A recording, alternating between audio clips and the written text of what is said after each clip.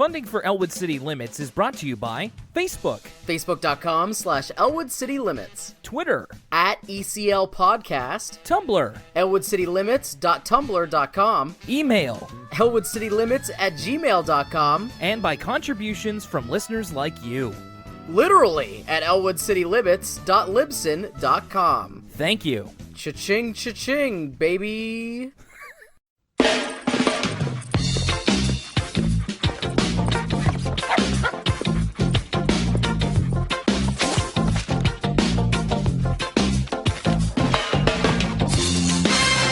Well, Lucas, it's been a while once again, but you know what? It's a beautiful day outside. I did my DDP yoga this morning, and I'm ready to go. Will, happy Martin Luther King Jr. Day. That's right. That's we are recording on MLK Day, which is especially going to be big for our American listeners. So thank you, Lucas, and happy MLK Day to you as well. If only we could all have as good of a start to this day as yourself doing some DDP yoga. Nothing gets your day started off right than some fitness. That's right. Going into touchdown, bringing it back into diamond cutter, stretch it back, go into a T-pose, hulk it up, attention, and breathe it out. Is this our first show of 2018, or did we do that last show? I've already lost count. I think we already did our first show of 2018. We are well into it. This is definitely a special show, but not quite the landmark that our last episode was. 2018, it's old hat by now. Yeah. Oh, yeah. We've been through this backwards and forwards. Welcome, everybody, to not the first episode of 2018 of Elwood City Limits.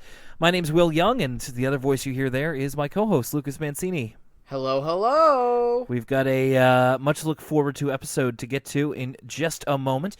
But before we get into that, we have got some listener feedback we want to quickly get to. Yes, you can leave your very own feedback for this very podcast. If you love Arthur, if you love our show, then I would encourage you to get at us in the ways that our listeners have been doing. So first off, over at our email address, elwoodcitylimits@gmail.com, we have a question here from someone named, and hopefully I get this right, Hawken Bailey, who's been listening to our podcast since last summer. And I wonder if they're a fan of that free-to-play mech video game, Hawken. How's that spelled? Do you remember? Hawken, I believe? They spell their name with two A's instead of an AW. Oh, so it's like Hawken. Yeah, something like that, and hopefully I didn't butcher the pronunciation or anything. Their question is, which episode of Arthur do you consider overrated, and which one do you consider underrated? They say, for me, those episodes are Arthur's Almost Real Not Live Music Festival in the overrated category, and So Funny I Forgot to Laugh in the underrated category. Well, to get it kind of flowing, I mean, we've kind of mentioned how the ensemble episodes are ones that we kind of thought would be a bit better than we thought they would be, and maybe haven't held up. Yeah, I would say, for you, I know you would definitely say So Long Spanky is an overrated episode, because you, despise that episode. I mean, I don't know if I would just say it's not a very good episode. I don't know if I would necessarily say that it's overrated. I'm just trying to think, something like My Club Rules, I think I really thought was going to be good, and it was kind of not as great as I wanted it to be at this point. But something along the lines of kind of what we said. I think, to be honest with you, there's a few episodes here and there that really have these nice emotional moments. I'm just kind of going through the ones that we've already done. One that sticks out to me, and one that I saw recently because of the change from 2017 to 2018, is Arthur's New Year's Eve. I think that really has a very nice ending to it, especially when it comes at the end of season 1. And I don't think it gets talked about enough, or maybe remembered like it should. For me, I'm having trouble picking out an overrated episode, just because I don't think we go into a lot of these episodes with preconceived notions of how these episodes are received. Some episodes I remember being good, and then maybe they disappoint my expectations there, but I'm not sure what the Arthur fandom thinks of all the episodes. I will say, though, a good underrated episode that I never hear anyone talking about is I think it's Grandpa's Country Farm or whatever that episode's called. Yeah, Grandpa Dave's Old Country Farm. Yeah, Grandpa Dave's Old Country Farm. I don't even have a list of the episodes we liked in front of me, but that episode always sticks out in my mind at, like, Arthur at its emotional peak. I was, like, blown away by that episode, barely having remembered it. So that would be definitely my pick for most underrated. Right on. Thank you very much for that email, Hakan Bailey. A quick one here as well from Tumblr, elwoodcitylimits.tumblr.com. Our friend Let's Talk Cartoons, a.k.a. Anna, sent us this, and she says, I actually had to do that fill in all of the countries thing when I was in 7th grade. You had to write teeny tiny to fit all of them in there, and you had to color in the countries for certain things, and you had to do it a couple times a semester. I usually did okay, but I always got hung up on the Middle Eastern countries. So there you go. That is a real assignment. I mean, it just seems a little like a lot. It Yeah. seems like you're asking a lot there. Yeah, for real, though. And she also says that a theory on the Barcazoid thing for the future couch, could they be making a reference to Barca loungers? I would assume so, because nothing else really makes sense besides the idea that, like, it's a dog transformer that turns into a couch. I can't think of anything else. I think she's hit the nail on the head there. Yeah, Barca lounger is, from Wikipedia right here, it's a type of recliner made in the USA, so that's got to be it. I just always wasn't sure if it was like Barca or Bartha. If you Barthazoid. Yeah, I mean it's a little strange, no doubt about it. But I think that's the best lead that we have. So thank you very much, Anna, from the Let's Talk Cartoons Tumblr blog, and thanks everybody for your feedback this time around. But now it's time to get chippy with it. This is an episode that's all about potato chips. So I hope that you don't have a hankering for anything salty, because by the end of this, you're going to be diving for your nearest potato chip bag. Let's get into it. It's another one of those episodes that kind of has an overarching story, sort of, the story from one leads into the other. Yeah, I would say this is like one of the most like that. Like, it's almost one episode, really. Yeah, it almost is, like you say, one long episode. But let's get into it. It is The Chips Are Down to start us off. I had the episode in front of me because, of course, it's been a little while since we've recorded, and I just want to make sure that I don't forget anything. Oh, that's right. So we start off DW's new thing. She's in the sugar bowl with her mom and is asking Arthur and Francine to do a poll. So she's asking people what's their biggest dream or what they most want to do in life. Arthur says it's her new thing, pole doing. That's like her new hobby because she saw it on TV, which I think is really funny. Like, this is just an odd scenario. DW, maybe she's got a future in being hired by 538. Whatever that guy's name is, that it's a like statistical analysis website. It's the ones that like predicted Trump would win. I've never heard of this. 538? Oh, the guy's name is Nathan something. It's like a very famous like pollster statistical analysis website anyway. And that's the first thing I thought of was, because we've talked about DW's future careers before. And this just add this one to the list. She's a regular Renaissance child. Yeah, and of course, kids picking up things that they see on TV. I mean, that was pretty much when I was little. I used to repeat the commercial for Robaxacet, which is that back pain medication. That's just because I saw it all the time, and it had the puppet in it, so it was very distinctive to me. But of course, the monkey see, monkey do kind of thing. So under duress, Arthur admits that the thing he most wants to do in life is to play a real piano concert, which DW says isn't very exciting. But then Arthur adds, while skydiving. So adding a little bit of a Point Break spin to his biggest dream. It's like if Justin Gabriel was a pianist. The Darewolf playing Bach's Concerto or whatever. And Francine, in a similar extreme point, or a similar extreme vein, wants to play hockey on the rings of Saturn, the planet. So she wants to become an astronaut and a professional hockey player. I have no editorialization to add because that is not possible. And then finally, DW asks Binky what he always wants to do. Except she refers to him. Yeah, she refers to him as Big Head Kid. Big Head Kid, which I wonder. I totally forgot to ask this. So recently recorded an extra episode with Mr. Jordan Taylor, which you will be hearing pretty soon. I'd say within a little bit of time. I believe on Twitter his name is Big Head Kid, and I wonder if this is where he got it from, because it's a very distinctive name and very fitting, because Binky's head almost looks like a gourd when you look at it. Yeah, he looks like that. It's funny you say that because he reminds me of the VeggieTales. The orange gourd looks. Oh like yeah. Binky. Okay, yeah. If you were to just take Binky's head off his torso and just put feet on the bottom of his head like Kirby, he'd look like the gourd from VeggieTales. I also think he kind of looks like. Did you ever play Crazy Bones? No. Okay. What's that?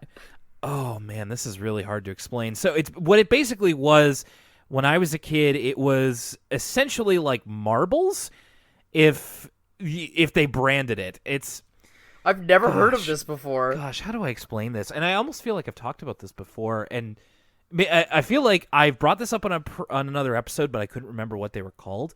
It's essentially like there are different kind of marble-style games you can play with them. They're these little like deformed faces that are kind of made out of plastic, and you would kind of like play different marble-type games and like trade them and play for keeps and all that kind of stuff. Look up Crazy Bones. It's like one of the dumbest things that deserves to be forgotten. Just a small children's toy fad that I was a part of in the later 90s. And didn't really go anywhere. Kind of didn't deserve to. But Binky's head kind of looks like one of the weird shapes that a crazy bone would come in. Anyway, Binky's big thing is... he thinks about it for a second and then distracts Arthur and Francine and then drinks both their sodas at the same time. Like from 2 glasses, 2 straws, just gets them both and then just says, I always wanted to do that. Was it the same flavor, or like was he mixing? Was he making some swamp water? I didn't notice if they were 2 different sodas. They both look to be orange sodas. Every time they get sodas, they look to be either orange or cherry, and these ones were definitely orange. So it is definitely... As we know, Francine hates cherry. That's right. So that's what he always wanted to do. Not exactly a super related cold opening, but at least it kind of sets up the characters within. Except, of course, for Buster, who is with Arthur at the beginning of the episode, and they are separating chips into different categories because, you see, it's raining outside, and they have to find something to do. So they are separating chips into all these different categories. Man, rainy days used to suck. Yeah, I love how like realistic it is to portray like the way kids entertain themselves when, of course, you can't play video games or something, but if you're trapped inside and you have nothing else to do, the monotonous ways they will, between counting like ceiling tiles, eating chips is, organizing chips by shape is definitely on that spectrum. But you know what? Their chip game kind of seems fun. They have a pile for ducks. Did they have a pile for presidents? I don't even remember. I didn't write down all the different piles. It was like ducks, presidents, ones that look like friends of theirs. Just as many categories as they can think of. DW's looking for a chip there, and Arthur says... Now, I will note here, Arthur doesn't refuse her. He just says, he just wants them to count up their chips, and then she can have some. It's almost as if Arthur has a chip on his shoulder. Oh, I think the call disconnected. No, sorry, folks. No. Oh. No, I was just taking a very, very labored breath. It'll show up in the podcast, but... Sorry, I think we're having some connection problems. I didn't hear your raucous laughter. I think you might have muted your mic or something. Yeah, sorry about that. I think... Oh, there you are. You're back. Yeah, okay, perfect. Okay. All right. So... a full disclosure here. I mean, both of these episodes are based around the fact that DW, when they're not looking, Arthur and Buster find a green potato chip, which is actually quite a big one too. And then DW finds it and decides she wants to keep it forever, treasure it forever, and then eats it. This is the first time that I'd ever heard of a green potato chip. Yeah, I heard about it from this show, but apparently it is a real thing. Much like when we talked about Arthur introducing us to your ears going green from cheap earrings, green potato chips are a real like factory defect that'll happen from time to time. Oh, big time. But this, I had never seen one before in real life, and then I feel like not long after seeing this, like I started to notice it a lot more. And it's more of like you never see one that is like this neon green. No, that's true. No, it's more like there are like parts of one potato chip that are like a little green. All about that green, baby. Yeah. So DW. Hey, Will, what's Arthur Buster's favorite genre of music? What is it, Lucas? It's chiptune. Yeah, it is. That's what it is. God. So DW eats the potato chip, and then Arthur and Buster decide to play a little trick on her to get her to confess that she did it. There's a great shot here where DW is sitting at the top of the stairs while Arthur and Buster are talking loudly, and before they start to kind of fool her, she just goes, "I am so much smarter than Arthur." There's so much good vocal direction in this episode, like her delivery of that, her delivery of when she's like, "I will treasure it forever," and then there's a beat, and then she takes a bite out of the chip, and then, like I always say, I love it when the characters aren't just delivering lines, but they have to deliver it in a very specific performative way, and when Arthur and Buster are lying about, they're just kind of trying to speak loudly about the dangers of eating a green potato chip, it's so funny how stilted they are, where it's like, "Oh, did you know that green chips are poison?" Yeah, it's like, "I almost ate a green potato chip. You're lucky you didn't. Those ones are poison, and there's no cure." Just performative enough to make her hear it, but of course she doesn't know the difference. This is actually a pretty decent prank, and it just doesn't really have the effect that they're looking for. And of course, what I also like is that Nadine shows up, and she, as she says later in the episode, "I only know what you know." So of course she immediately is like, "Why did you eat that potato chip?" Which is actually like it's a deep look into the Arthur lore, the magical realism. I love how the Arthur universe has consistent rules, even when it gets out there, like with Nadine's character. Now we know that whenever Nadine is giving DW information, it's information DW already knows. Yeah. Just a good little thing there. So they don't immediately hear her screaming or anything, so they assume that it just didn't work. And so DW actually goes back into her room and kind of starts to resign herself to her fate that she is going to die in an indeterminate amount of time.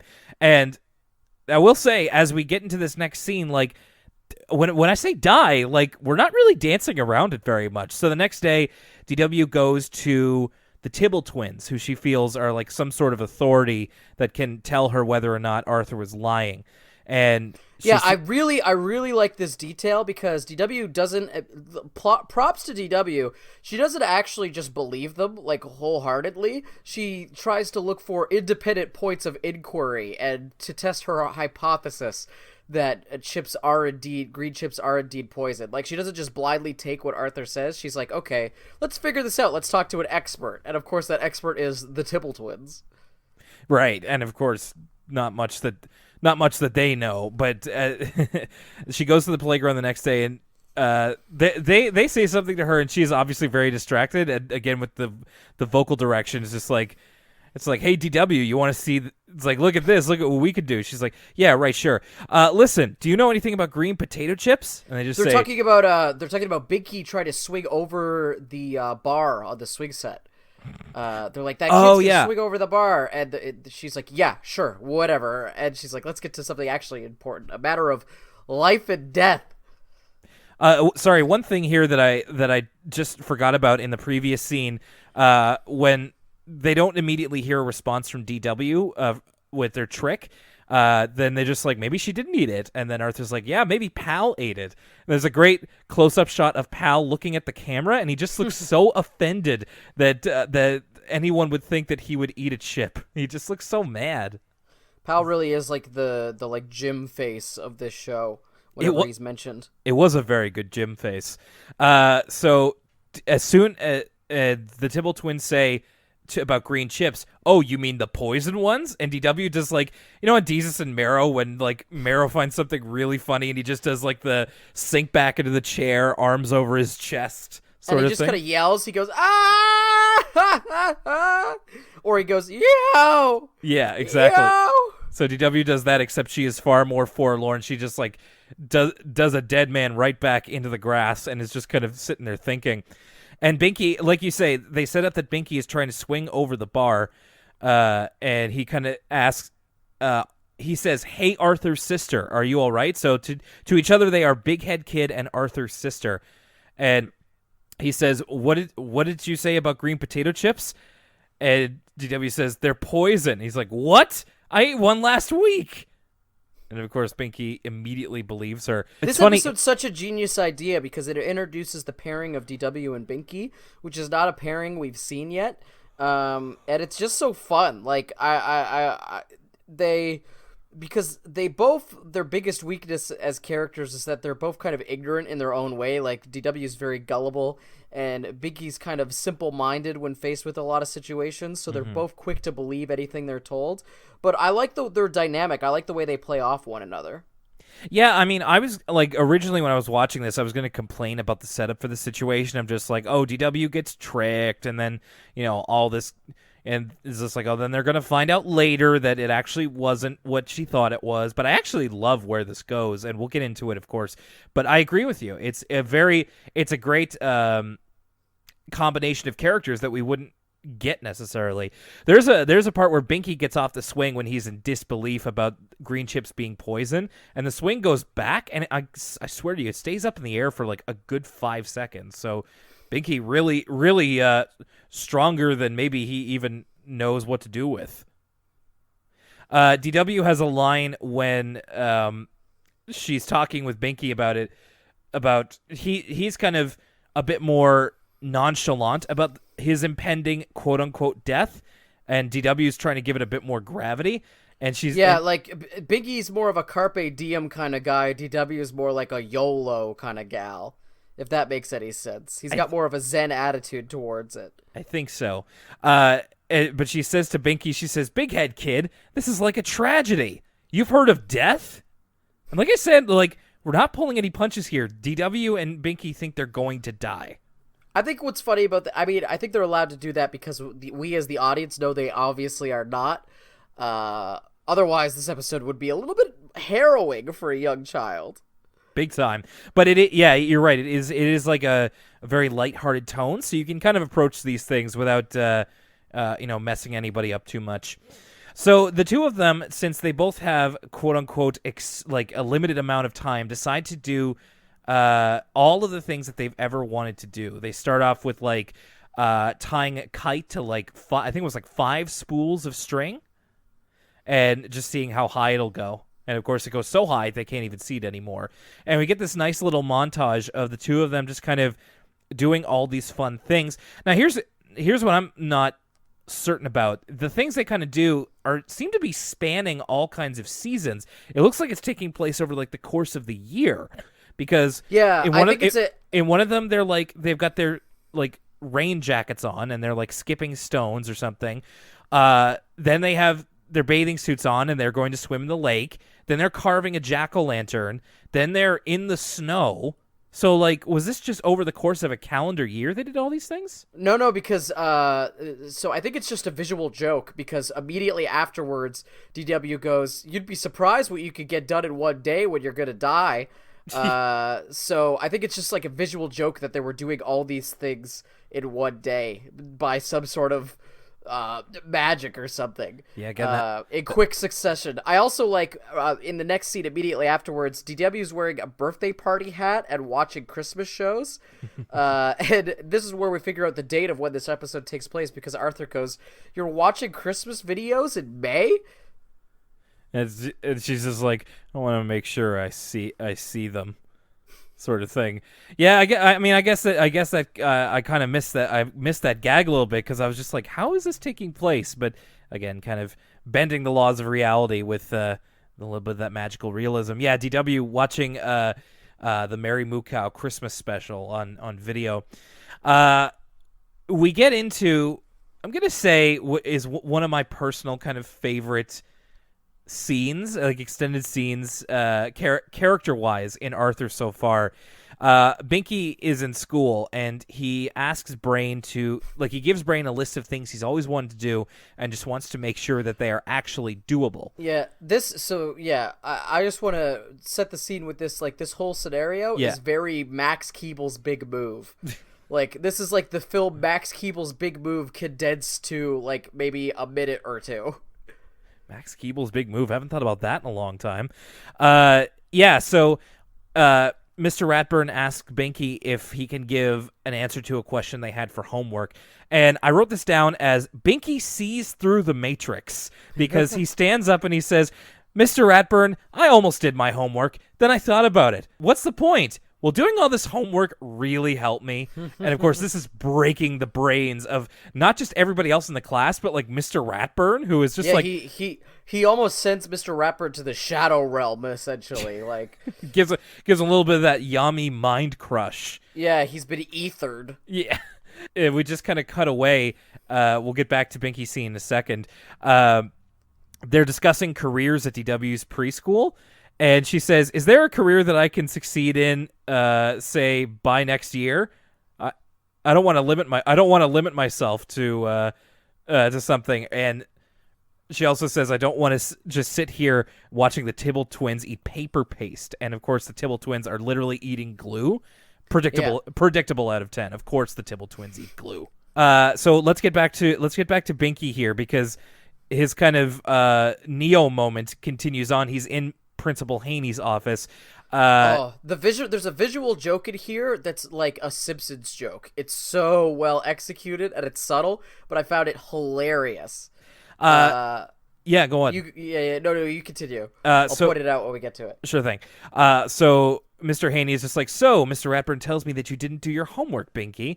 And then Binky, like, he doesn't cut a promo, but he kind of has this monologue about, like, "Mr. Haney, sir, we live in this wonderful, beautiful world with so many things to teach us. Like, should we really spend it cooped up inside when there's so much wonders of nature to experience?" Essentially, he it's like Fallout, and he wins a charisma check against Mr. Haney, because not only does he bring Mr. Haney around to his side, but Haney brings Binky back to Ratburn and. When Binky is delivering this monologue about how life is wasted doing homework and we should, grab our total potential and explore nature, he walks over to the window of Mr. Haney's office, and then there's a dump truck right outside the window, and then the dump truck drives away, and then the beauty of nature is behind it. But it's such a perfectly timed joke. Yeah, that's a good catch. Mr. Haney brings Binky back to Mr. Ratburn. He's just like, "Mr. Ratburn, this boy has the soul of a poet, and I, for one, don't appreciate you trying to crush his inner spirit." In fact, Binky came out on the other end so well that he convinced Mr. Haney to climb Mount Everest, which he's got his backpack and his pickaxe all ready to go, so he's apparently just taken an instant sabbatical or something in order to climb Mount Everest. And my favorite line of this is, as Mr. Haney's walking away, Binky just goes, "See ya, Herb." There's a part, so Mr. Ratburn's beside himself at this point. He's like, "Binky? Binky Barnes?" In total disbelief of the situation, which is the first time we've ever seen Mr. Ratburn in this state ever. Yeah. Exactly. We've never seen him. He's usually in total control, but right now he's at his wit's end. His entire worldview is crashing around him because Binky doesn't want to do his homework. It's awesome. Right, and not only that, but he's been appraised to have this poetic soul, and just you're right. He does give a great reading on that Binky Barnes line. I thought that whole thing was just fantastic. I loved just how well represented Binky's character was there, and how we got to see a little bit something different out of Mr. Ratburn and Mr. Haney. Binky's list is fact-checked by Brain. Essentially, there are three things that he wants to do, and two of them are literally impossible. One of them is that he wants to take a bite out of the sun. He wants to take And he wants to drink the ocean. Right. Those are the two. He wants to drink the ocean and take a bite out of the sun. Brain describes the sun as hotter than a pizza cooked inside a baked potato. I don't know about you. I want to try that. A pizza cooked inside a giant baked potato. I'm into it. Like a pizza baked potato. Oh, see, that's how you interpreted it? Because I was thinking like a really small pizza inside a normal-sized baked potato. No, yeah. I feel like it'd be easier to get your hands on a really small pizza than it would be to get a giant baked potato. Yeah, you know what? I think you're right. I think that's a better way of looking at it, and that still would be pretty good. In fact, if it was a big baked potato, that would be a lot. That would be a lot of potato. So A lot of starch. yeah, a lot of starch. So let's go with yours. I like it. I mean, it just reminds me that I could use some lunch pretty soon. Yeah, so he can't do those two things. So the last thing on his list, his goal, is to do ballet. And Binky wants to do ballet, speaking again to his poetic soul. He's outside Romanov's ballet school and takes a deep breath and goes in with his gym bag and learns how to do ballet. And this is kind of a new turning point for Binky. Ballet is something that is, I think, further informs his character going forward. Isn't necessarily like all he's known for, but it is something that like they come back to, I believe, here and again. Later on, Arthur, Buster, and Francine are talking about how Binky's acting weird, and so is D.W. And Arthur's like, D.W.'s acting really weird. Last night, she kissed me goodnight. And Francine just goes, eerie. And he has this board game with them, and he's like, and she put everything back where it belongs. That's right. And they all got invited to a ballet recital starring Binky Barnes. And they spy them both outside, and Binky says, DW says to Binky, like, have you ever really, really looked at a leaf? Binky's like, yeah, I did yesterday for 5 hours. And there's a great line here from Buster where Arthur's really confused, and Buster's just like, Arthur, I'm afraid. The next scene is where we finally get the sort of liar revealed kind of thing of DW is like puts on one of her nice dresses, and she says, I'm gonna wear this to the Big Head Kids ballet recital. And Mom says, oh, very nice. And DW's like, I may never have another chance to wear it. And then she sees Arthur about to eat a green potato chip and then swipes it out of his hand. And that's where it's revealed that Arthur finally says, oh, that's just a joke. They're not poison. Everybody just says that. And then he puts it together. It's just like, you did eat my chip. That's why you've been acting so nice. So this actually kind of raises, in a way, a philosophical question. Through this lie that Arthur told, Binky and DW's lives have been enriched. But yeah, it's very much a it's a wonderful life type scenario where like they're so happy to be alive.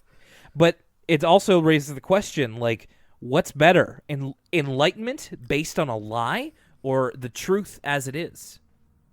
You know? Oh, jeez. Well, it's just like DW and Binky would never have gotten this kind of enlightenment if they hadn't been lied to. If a lie wasn't part of this, if they had just heard the truth, they may have never bettered themselves. So, is it good that they were lied to, or was it bad? I don't know if they so much bettered themselves. Like, DW was acting particularly nice, but I think they were doing things that they always wanted to do. I don't know. It's quite the quandary. Yeah, I leave that to you for your thought of the day, boys and girls. So at the ballet recital, the monkey's out of the bag now. DW knows that green chips aren't poison, and while Binky's on stage performing, I don't know if they named the ballet. It might be like Swan Lake or something. Yeah. Yeah. I want to point out that Binky's ballet singlet makes him look like Tugboat. Oh, the wrestler? Or Earthquake. Yeah, Tugboat or Earthquake or Typhoon. I get all three of those mixed up. I actually just watched the 1990 Royal Rumble, and Earthquake has a turquoise singlet that looks exactly like this. It must be Earthquake is who I'm thinking of. Yeah. Is it Tugboat either Earthquake or Typhoon? Isn't he one of them? No, Earthquake is his own guy. Tugboat and Typhoon are the same guy. Oh, so Tugboat is Typhoon. Okay. Yes. Yeah. He's also the Shockmaster. That's right. He's gonna shock the world. Fred Ottman is his name. So good catch there. Binky is the Earthquake, or the Canadian Earthquake, depending on what time you're talking about. So DW backstage tells Binky that green chips aren't poison, and then he immediately is back in the audience with like Oh my God. a trench coat on. Which is hilarious. Like, where did he get the trench coat? I love, like, people, that's like the go-to, like, people like covering up something embarrassing, or if you're naked in like a show, like, it's always like you have a trench coat on hand. Yeah, it's like Arthur's Bloodborne coat from the very first episode. Oh, right. So Binky immediately is just like, it was just a big joke. I mean, me doing ballet? Come on. But in in kind of bucking the trope in this, because in this case it'd be like Binky does ballet and he doesn't want his friends to know, and his friends like are like, "What, you do ballet? That's for girls," or something like that. But without any fight, like they all just say, like, not only are Arthur, Buster, Francine are there, but the tough customers are there too. And Binky's like, yeah, it was just a big joke, me and ballet. And then Rattles is like, too bad, you were the best part. And then everybody agrees. And he's like, oh, okay, I'll just go back and do it. And then, like, literally in the middle of a routine, one of the dancers, like, goes for a leap and doesn't realize Binky's going to catch her. And then he just kind of, like, sprints his way on stage and just with the clutch catch of the century. I will also say, like, everybody cheers at the end when the ballet is done, and they use one of the stock Arthur cheering sounds, and it's for when they normally, like, win a game of something. It's like you can hear people in the audience going, "We win! We win!" Oh, I didn't notice that at all. That's hilarious. Yeah, it's just, it always kind of bugs me, but, you gotta... What would you say is the my leg of Arthur? I think it might be that to me, but Ooh, no. Oh, no, it's Arthur's like exasperated. Yeah, yeah. Sorry, I was just about to correct myself and say that's exactly it. It's the everybody knows that. In fact, as this story ends, DW meets Binky after his performance, and he thanks her for telling her the truth, but he's glad that they got time to hang out, or else he never would have pursued his dream of doing ballet. And they introduce each other as Binky and D.W. instead of Arthur's sister and Big Head Kid. And it's funny, I never realized that they never called each other by their names this entire time. It's a really great moment to close out the episode on. Well, it would be, except that's not what the episode ends on. They introduce themselves to each other, and then Arthur kind of regards them from afar as just like, I will never know how those two became friends. And then Buster just goes, space aliens. And of course we cut outside, and there's a flying saucer, and there's two aliens in tutus, and they just say, don't blame us, we are just ballet fans. I don't like when the aliens show up. Like, I like when the aliens show up. I don't. It's fun. I just find it distracts from like the nice part of this episode, which was very much focused on the characters, and the aliens are just not anything. And I don't know, just kind of rubs me the wrong way. But it's only a couple seconds they're there, so it's hardly offensive. So I wasn't able to find a Word From Us Kids segment for this episode. I do, however, remember that there was one with this, and I apologize that I wasn't able to find it. It was the kids going to a potato chip factory and then like explaining what green potato chips are, why they turn out that way. They're not poison or anything, and then they get to eat a bunch of potato chips. But I wasn't able to find that anywhere. Oh my God. Yeah, it was pretty cool. That sounds pretty interesting, actually. I'm sad we missed it. Yeah, me too. I liked as a kid learning how potato chips are made, and like figuring out like, oh, they actually are like potatoes. Because, as much as people call them potato chips, until you like see how they're made, they're like, oh, those are like the same things that like mom makes mashed potatoes out of. You might be alone on that one, Will. I think I always knew that potato chips were made from potatoes. Well, I mean, yeah, because they're in the name. It's just kind of helping. You know what? I find Canadians call them just chips. Like I find in Canada, you don't hear the term potato chips that often. Actually, you hear chips. Yeah. Or storm chips, I guess. Absolutely. Okay, then we get into the second half here. We've got Revenge of the Chip. We're not done with these chips by a long shot. And it starts off with them, Arthur, Francine, and Buster, watching what is the Arthur equivalent of the show Kids Say the Darndest Things, you do the most embarrassing things. This got me ruminating about Kids Say the Darndest Things, and really there's two thoughts that stick out in my mind. One, Kids Say the Darndest Things was basically like Vine before Vine in like the 80s. Very similar to how like America's Funniest Home Videos has kind of been made irrelevant by the advent of the internet. Kids Say the Darndest Things is basically like those Gavin Vines, but on TV and with Bill Cosby. And the other thing is that Kids Say the Darndest Things, I have like a Pavlovian response where I just immediately start quoting that Simpsons joke where it's like, Pokemon with the pokey and the mon and the guy and the... I love that one. I don't know if it's a Vine if it's time, but I can definitely see the LeBron James kid being on Kids Say the Darndest Things. I have a basketball game tomorrow. Exactly. And well, kids on Vine that not only say the darnest things, they say the effinest things at that point. That's right. Miss Keisha. Oh my effing god, she effing dead. She effing dead. I'm 11, so shut the f up. Great speech. Oh, you really? Because I practiced it and I didn't even come up. Oh my god, just take the freaking compliment. Essentially, it is Kids Say the Darndest Things. If you've never seen or heard of that show, it is that there's an interviewer is talking to a kid about his most embarrassing moments, and it's about how he ate a sandwich and he found that there was a worm in it, and then just kept going and ate the rest of the sandwich. That is a pretty good, like for fake Kids Say the Darndest Things story, that's a pretty good one. Mm-hmm. Like the delivery of the kid where it's like, and what did you do after you saw the worm? He goes, I ate the rest. Like, it's very, like, it's very accurate to the real show if you've ever seen the real show. My first thought was, I wonder what kind of sandwich it was. I gotta tell you, I could have done without the reenactment because it's like they do like a special reenactment of what happened, and then it's like a close-up shot of a sandwich with a worm in it, and then it cuts to the kid eating it, and I was like, didn't want to see that today. That's fine, thank you. Yeah, for all you Americans out there used to be a show in Canada called Popular Mechanics for Kids. Oh, I love BMK. And there's an episode where someone posits, what if there was bugs in your peanut butter sandwich? Ugh. And I feel like I didn't eat crunchy peanut butter for like a year after seeing that.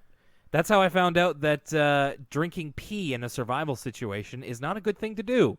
Now, Will, I'm not sure if you know this or not, but did you know both hosts of Popular Mechanics for Kids are now very famous, successful actors? Jay Baruchel and Alicia Cuthbert. I sure did. Yeah, Jay Barrett. I knew Alicia Cuthbert was like, because I'm a big fan of happy endings, and so I knew Alicia Cuthbert was doing well.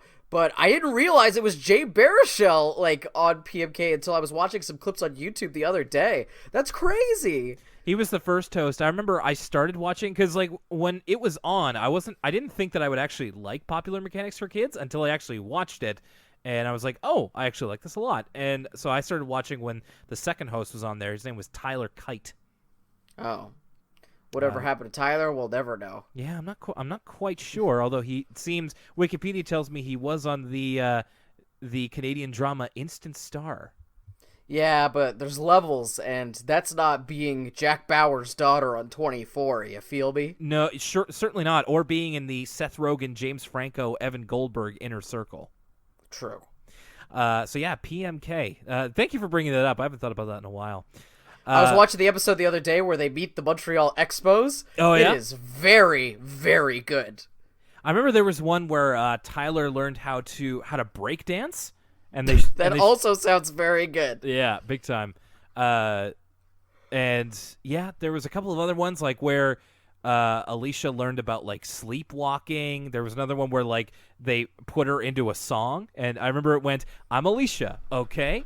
I co-host PMK." You know what?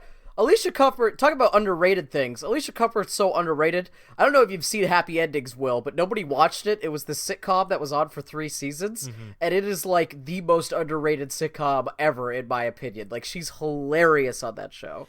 The main actor looks like Chris Jericho. It's just, I really like Happy Endings, and I think more people need to watch it. He does kind of look like Chris Jericho now that you mention it.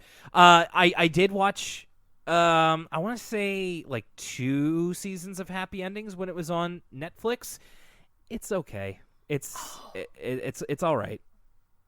Listen, it just it didn't do does for get me. better. I will say the first season is the most generic, and it gets more out there as it continues. But seasons 2, 3, Happy Endings, they get the Lucas Van Sant seal of approval. All right, fair enough. Check it out if it's on a streaming platform near you. Everybody's really grossed out at this reenactment. I think the cold open is essentially like everybody does something that's embarrassing, but then it can help to talk about it. Sometimes. The actual episode begins with Arthur talking about how he has tickets to a taping of You Do the Most Embarrassing Things. It's going to be taping at Wonderworld. I like as Arthur's explaining the situation, he's inspecting his dinner, which I thought was kind of strange when I was watching it, but I see now it's probably linked to the cold open in that he's having sandwiches for dinner, and he's probably inspecting the sandwich to make sure there isn't a worm in it. Oh, that's definitely what he's doing. That's a great detail. I didn't notice that. I thought he was just scanning it because his dad made it. You know what I mean? So I was like, wow, that's kind of a rude thing to do, but he's just checking it for worms, so that makes a lot more sense. So DW really wants to go because she has a great line here. I've never seen TV before it's TV before, which is actually... I know. I wrote that down too. That's funny. And it's true. It's actually pretty cool to go. I remember I went to a taping of Mr. Dress Up when I was very young, and it was cool to see like TV being recorded. That's crazy. I didn't know that. I've still never seen like a taping of 22 minutes or anything like that. I've always wanted to. I had a chance to when I was in the program that you and I both did, but I did not go. Royal Rumble. You've been to a wrestling event that was televised. Yeah, that's right, and that's about it. Yeah. I've been to a UFC, so that's pretty much the extent. Yeah, that's about it. I haven't been in the studio audience for anything. If you have, I'd love to hear about your story. Email us or send us a message. So yeah, DW really wants to go, but then Arthur is saying, no way. Every time I bring you out somewhere, you always do something so embarrassing. And the DW is like, name one time. So we get a little bit of a cutaway where Arthur takes her to a sci-fi action movie. DW is very noisily eating popcorn and drinking soda, which, to be fair, everybody's doing that. Like, there's no real way to be like super discreet about that in the theater. And it's like, it's just kind of one of the noises you get used to when you're watching movies. Yeah, but sometimes people can get a little almost like ASMR mukbang level of chewing, of like really going, like really getting the goat mouth going. That's just not necessary. Really chewing on Also, the cud. I try to strategically like chew during non-quiet moments. When you got that Inception score going, that's a great time to stuff your face. But if it's a quiet scene, I don't know. Yeah, that's a good point. We get an Art Garfunkel sighting in the movie theater. Right? Yeah, so I'm glad you noticed this too. That was indeed So Art Garfunkel has either visited or he's taken up permanent residency in Elwood City. Yeah. So he's watching the same movie, but he's in front of DW, so she can't see. And she gets on top of the chair and is like really balancing on there. She falls. Arthur grabs her, but of course the popcorn goes over all over Mr. Haney for a classic "sorry, sir" gag. DW refutes that this doesn't matter. Of just like, that was last year. I'm a whole year older since then. Name something more recent. And Arthur brings up, you thought you were going to die from eating a green potato chip. And so we see at this point a bit of time has progressed where the green potato chip thing has become essentially a Reed family meme. But DW is not at all amused. She still is very embarrassed by that. She said, you promised you wouldn't bring that up.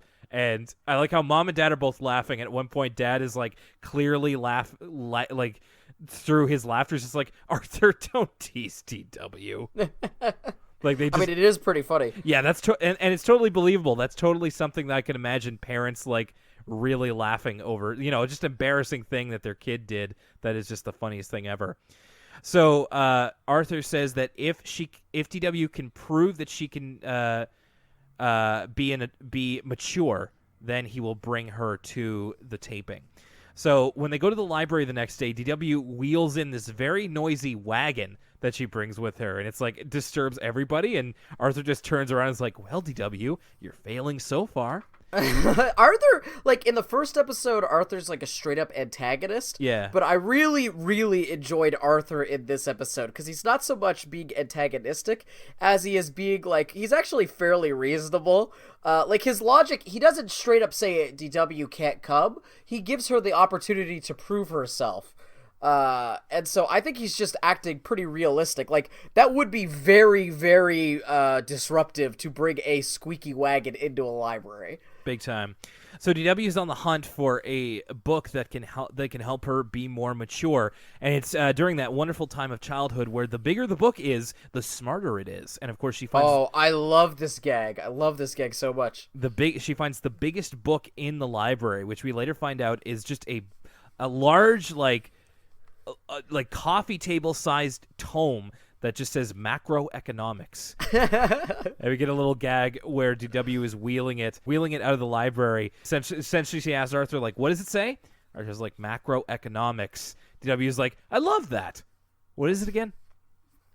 So that is what she's going to read to prove that she is mature, even though she can't read. They go to get ice cream at the Brains Mom's ice cream shop. And DW's initial reaction to what ice cream she wants is, I want Rocky Road with extra cookie pieces, which is a very, very good choice. But then she kind of recoils and says, I mean, I'll have something vegetarian. And I'm very curious what vegetarian ice cream that DW got from the Brains Mom's ice cream shop, because they've got some wacky flavors in there. I can only imagine what's sticking out of her ice cream cone when it's vegetarian. A couple things about this. One, I love that DW's idea of like being grown up is vegetarian. Yeah. Like, oh, that's something only adults would do. The other thing is, I think she kind of screwed up here because technically Rocky Road ice cream with extra cookie pieces is vegetarian. There's nothing non-vegetarian in it. She didn't ask for vegan ice cream, which would disqualify pretty much any milk-based ice cream whatsoever. But vegetarians can eat dairy products, so she could have just stuck with the Rocky Road, unless it's like, again, this is the Brains Mom after all. She could be hiding some chicken feet in there or something. Yeah, you have to be pretty explicit about that and make sure that there's no meat products that pass through the ice cream you want at that particular ice cream shop. The Brains Mom makes a comment to her about, like, I sure hope you're feeling better these days, which she's not really clear what that means. And then they pass by the park, and some of the other adults say, be careful, DW, we wouldn't want to lose you. And then, of course, the Tibble twins spell it out for her by saying, I ate a green potato chip. I'm dying. And DW's immediate reaction is that Arthur did this. And although we know that he didn't, Arthur denies it, and we have no reason to disbelieve him, her reasoning for Arthur wanting to do it is actually pretty rock solid. He put all these people up to it, and to refute the fact that she is mature so he wouldn't have to take her. So, her logic is sound, even though on this case she is incorrect. And she's trying to wheel this giant book up the hill. And DW says that she will prove that Arthur is the one that put all these people up to this and told everybody about the green potato chip. So essentially we get a minute-long segment of DW trying to spy on Arthur and Buster while they're playing together. So before this, I just want to point out there's a moment where Arthur's like, you could ask Francine to clear things up about if they don't know about it, then obviously I didn't tell the people about the potato chip incident. Yeah. And then Francine and Muffy sort of immediately talk about it. There's a little plot hole where they could have just asked Francine and Muffy where they heard about this, but DW kind of storms off before she could do that. Right. She's very embarrassed and has obviously heard all she needs to hear. She's pretty much made up her mind and is just looking to get confirmation, which is where the spying thing comes in. And we get this segment, like I said, and it's essentially a minute-long running gag where DW does 3 different things to try and catch them in the act, but keeps getting found up by Buster, who keeps going, "Hello, DW." So she has a convenient bush disguise essentially, where she disguises herself as a mound of grass, and goes out into the yard, and Buster finds her. She tries to spy on them with a tin can telephone, which is pretty easy to spot, and then finally she is spying on them from the treehouse with the bionic bunny binoculars, and notices that their backs are turned. But then Buster turns around and she reads his lips and says, "Hello, DW." She does say, "I need more sophisticated equipment." And in the very next This is such a this whole gag is so great. I talk about voice direction, up to there's two pieces of great voice direction. One, it's the Buster delivery of "Hello, DW," and then it's the delivery of our DW slowly parsing out what Buster is mouthing. Is also wonderful. And we get a great line as we get into the very next scene of DW on the phone, and she's called the operator, and she just says, "I need the number of the nearest lie detector store." And then Arthur finds in the local newspaper, Buster's mom, who is the editor, has a column called "Let a Smile Be Your Umbrella," in which she which is so funny. That's such an on the nose local newspaper fluff piece column name. Let your smile be the umbrella. Boo! Boo indeed. And she's relating the story that she has heard from somebody about how DW ate a green potato chip. She doesn't name DW, but a little girl ate a green potato chip and thought it was fatal. Do you think it's right to publish this story? I mean, do you think Bitsy knew that it was DW, and do you think it's right to publish it even while omitting her name? Well, we have context for this. Bitsy directly asked Arthur's mom, not to spoil the end of the episode, but we overhear in Arthur's mom's phone conversation later on that Bitsy had asked permission to publish the story from DW's mom directly. So if the parents agree, all bets are off. So DW imagines that this will haunt her for the rest of her life because it seems to be following her everywhere. So we get a cutaway gag of DW as as President DW, who is being interviewed by the press corps in the White House, and we get Francine as a cub reporter kind of thing. She's got a jacket on and one of those newsy hats, and she says "President DW, in your first term, you've ended poverty and war and outlawed older brothers who break their promises." And that gets a big applause. But we see that Francine is clearly working for either Fox News or TMZ, because she comes at her with what do you call it? With some gotcha journalism, where it's just "Miss President, I have one question. Would you like a potato chip? I checked for green ones," and then that embarrasses her big time. So let me tell you something about green potato chips. The green potato chips were definitely poisoned because they're manufactured in China by Antifa, and so you gotta avoid those green potato chips. Let me tell you, I have all the best people that test all the potato chips I eat to make sure there's no green ones, because if you think I'm gonna let Kim Jong-un poison me with his dastardly potato chips, I am the least likely to eat a green potato chip person that you've ever met in your life. You've ever met in your life. I've never even seen or heard of a green potato chip. And then if he would say that, a minute later, there's a tweet from 2012 that's "I love green potato chips. Let me tell you something. They are the best flavor." After he swore them off completely. Yeah. People thinking I don't eat green potato chips. Sad. So at this point, DW really needs some help in trying to bury the lead on this story. She needs to stop it from getting out, and she asks Arthur for help. And we get Arthur very intelligently weighing the positives and negatives of helping DW. His initial reaction is say, "No, I have things to do."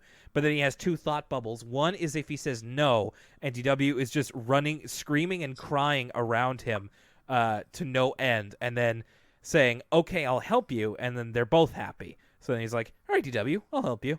So I thought that was very smart of Arthur's character at this point to be it's probably better to just help her than to let her stew in this. Like I said, Arthur is really, really an empathetic character in the second episode. You feel for him because you know that he's not the one that actually spread the rumor, and I think it's big of him not to spread the rumor, because that would be an easy way to get cheap laughs out of your friends by telling the story. But he realized it made DW uncomfortable, and he never really told anybody about it. And here, you can see him trying to make DW feel better. He works really well as the voice of reason in this episode. Mm-hmm. So what essentially they do is they follow the newspaper delivery guy in his car, and they pick up the newspapers as they're being delivered and bring them to the local paper recycling plant. To do this effectively, you would have to get up at like 4 a.m. I do want to point that out. That if you were to like effectively stop people from getting their newspapers, you're getting up very early in the morning. Absolutely. Except it seems that this guy is doing this in broad daylight, so he must be running way behind. And so they do it at least for a time, and Arthur is dog tired after doing this, and then they just see the delivery guy just doing it again, and they're like, "Hey, what are you doing?" And then he's like, got some orders for a reissue in today's paper. Guess some dog ate everybody's paper. That's your first hypothesis?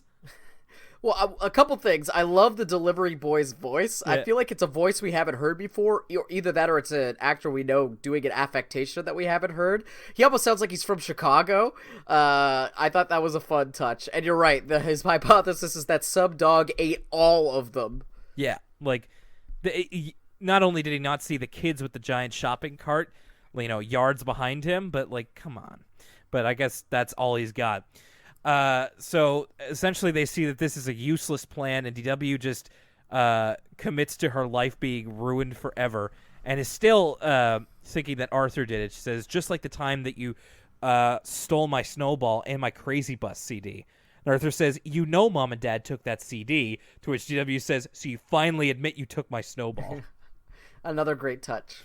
But then we actually find out the truth. She hears Mom talking on the phone in the dining room, just like clipping out the article from today's newspaper, and essentially she admits that she's the one who started spreading the story just because she thinks that it's really funny.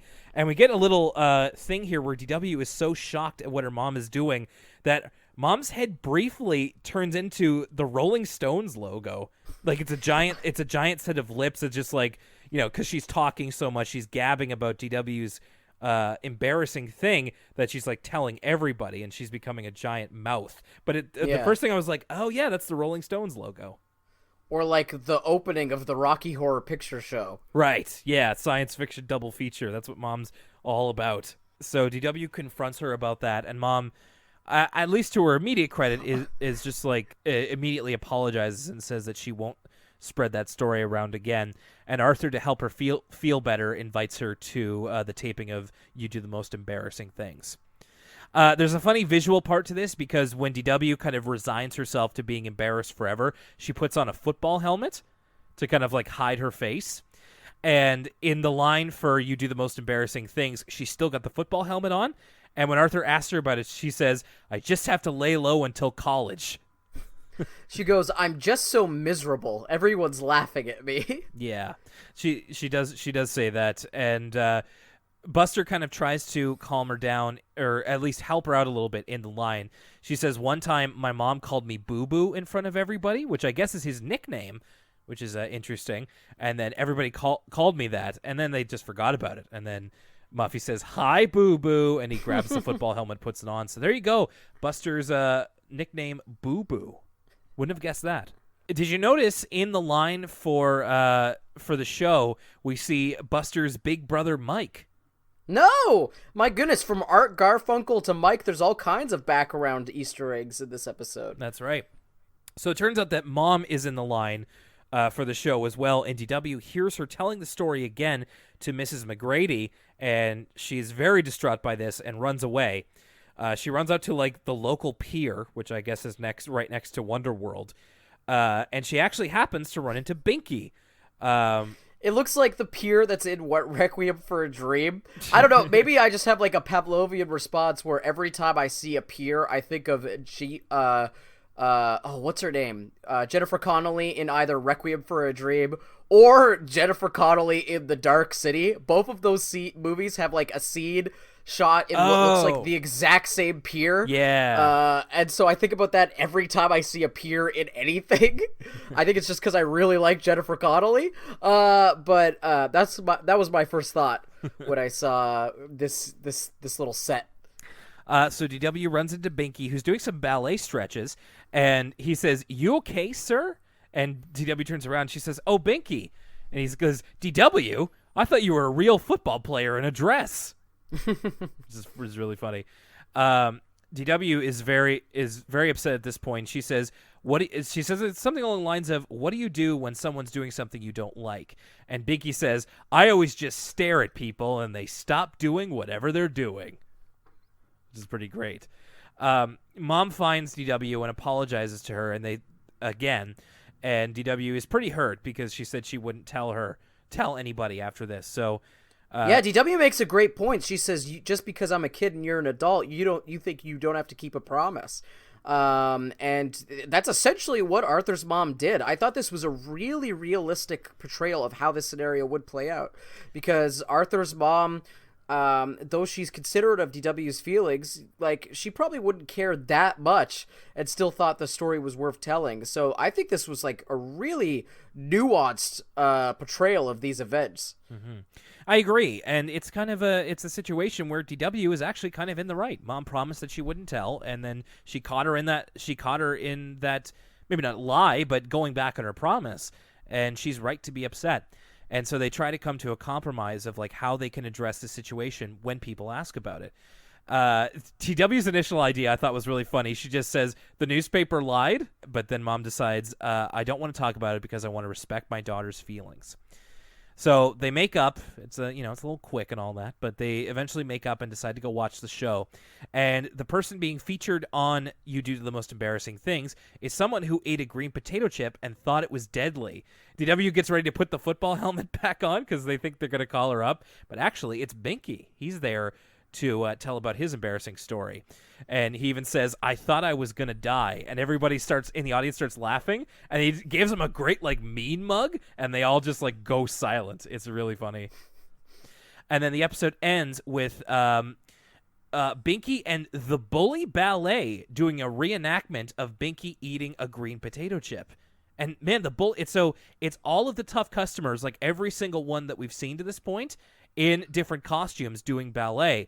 I wish we got to see more of this. Like, I think they were so inspired by his performance earlier in the episode that they actually wanted to sign on for it.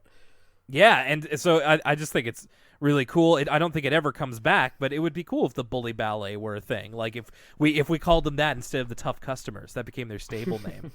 And then the episode ends with Binky taking Molly, who is the green potato chip, in like sort of a dip, and then he like eats part of her costume. Which I hope that was an edible costume and it wasn't just Binky taking a large bite of styrofoam. Yeah, and if so, how do you make an edible costume that big? But anyway, we may never know. All right, so the chips are down, Revenge of the Chip. Do you want to talk about these as separate stories, or do you want to talk about it as a whole? First off, Will, do you know what my favorite brand of cookie is? What's that? Chips Ahoy. So I think it's difficult to talk about these episodes as two different episodes because they really do work so well as one companion piece. And I feel like neither episode would work as well as they do if you didn't watch them together. I will say that on talking about it, I think that I slightly enjoyed Revenge of the Chip a little bit more, just because I think it had so much. I mean, both of these episodes have so many good things about them. The chips are down. The relationship between Binky and DW is really funny, and I think Arthur makes a great antagonist in how much joy he takes in the whole situation. And I like all the montages of Binky and DW sort of making the most of their last moments on Earth. Though I think Revenge of the Chip continues with the great one-liners and funny scenarios, but it's just got so much depth in that ending. Like the fact that there's like a double turn and it's DW's mom that was the one spreading the rumors. And then they could have ended the episode there with her learning the lesson, but she goes back on her word again. And I think that just adds so much depth to the episode that it just ekes out being the one I like more. But as a companion piece, these are like as great of a batch of two episodes you could watch, in my opinion. Yeah, I think they do work really well together as like a single contained episode. But there are things to like about both of them. And Lucas, you did a good job mentioning kind of the differences in both of them. I think the thing to take away from, at least in my opinion, The Chips Are Down, is that it does take advantage of a relationship that we haven't seen yet in Binky and D.W, and I think they work incredibly well together. I really love their chemistry. I thought that they were funny. I thought that the setup for the whole situation itself, I initially thought wasn't that great, but it did actually lead to some great interactions, so I think it all kind of paid off. And the fact that it led into the next episode, like they really got the most meat that they could out of this scenario. Revenge of the Chip, it's funny, like when we were going through it just now, I was amazed at how kind of dense the episode is. Like there's a lot going on in there. Yeah, a lot happens. Yeah, really. It's not like one of those episodes we've covered where it's like, it's 11 minutes long and it feels like nothing really happens or is solved. It's like we really delve into some pretty good territory. We continue a little bit with DW and Binky. We even get a little bit of an emotional core with the whole, thing about, keeping your promises and not going back on them and whatnot. And I mean, and it's also very funny. I think that the visual gags and the humor is turned up a little bit in the second half, but I think they're both very, very enjoyable. This is a great one, and it's especially relatable in the sense of like we all have these embarrassing things that happen to us, and you can replace DW eating a green potato chip with like pretty much anything that's happened to you, and it's a very natural like arc of how it goes. Like it's first it's the situation, it happens, and then it's the aftermath of it. It's embarrassing, but then you learn to live with it and maybe even learn to laugh with it a little bit. So I think that that's a really cool way to approach this thing that happens to pretty much all of us.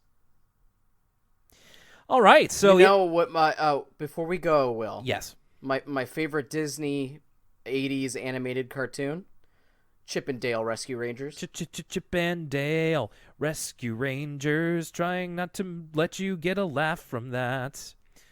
My favorite local indie wrestler, Chip Chambers. Wow. Now, that is regional, my friend.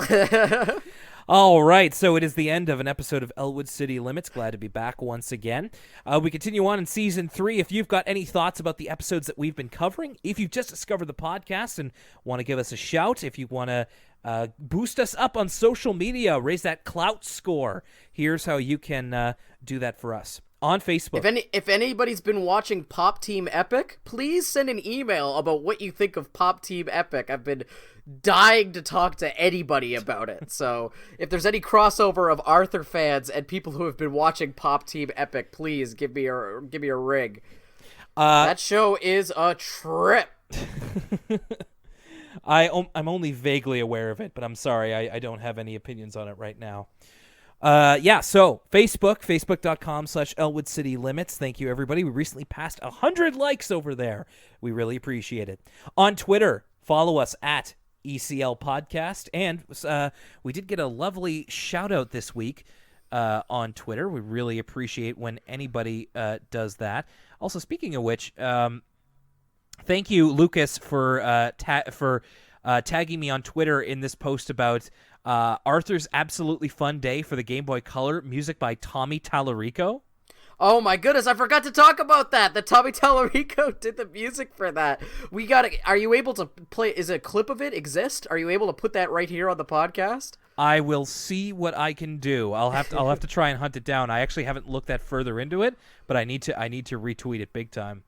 We must pay respects to the legendary Tommy Tallarico. You can see all that stuff at ECL Podcast. On Tumblr, you can send us an ask at elwoodcitylimits.tumblr.com or an email, elwoodcitylimits@gmail.com. You can also listen to us on the following places at Apple Podcasts. Yeah, that's it. Apple Podcasts or the Google Play Store. For the record, did try to get us on Spotify, but they haven't gotten back to us about that. So if you want me to keep going with that, let me know. I know that Spotify is a big thing these days. I'm not using it myself, but that doesn't mean that you aren't. So if you want Elwood City Limits on Spotify, please let us know. And they might have rejected us because I recently canceled my Spotify subscription in order to pay for a Crunchyroll subscription in order to watch Pop Team Epic. Hey man, the decisions millennials have to make. It's sometimes you have to go with your heart. And you can also go to elwoodcitylimits.libsyn.com. That's LIBSYN to find all of our back catalog. Lucas, next week, I'm not going to lie to you, it is a monumental episode that we're talking about. Do you know which one? I have no idea. Okay, so we go right from the Chip episode, which I feel like is something of a landmark in Arthur, to one that I would argue definitely is. It's Binky Rules and Meet Binky. Oh, I was wondering if this was like late in the series, like season 4, season 5, because I was like, man, we haven't watched the Binky Rules episode yet. Will? I cannot wait. Oh my goodness. Me neither. This is going to be an awesome episode, as they all are. And thank you for listening to another great episode of Elwood City Limits, going through Arthur Season 3 and beyond. We've got some really cool things cooking up in the old feed, so make sure that you keep it locked on our social media, and we will keep you informed. What are you saying, Lucas? You're lucky you don't have a sister, pal. They're all goofy. For Lucas Mancini, my name's Will Young. We'll see you next time, and hey, Binky rules. Chip off the old block.